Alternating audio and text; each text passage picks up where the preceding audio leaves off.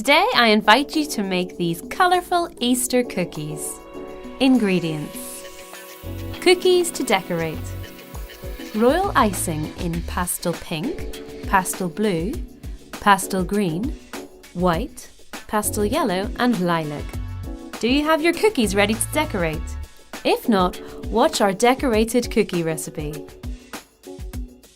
Now colour the cookies with royal icing of your chosen pastel colours for the Easter season. First, let's paint the edges with the royal icing.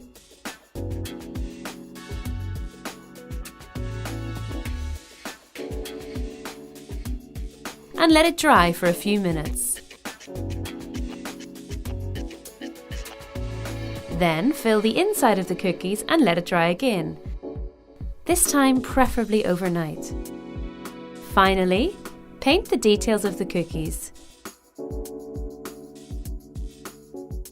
So cute! Be inspired by this and other ideas to celebrate your Easter event.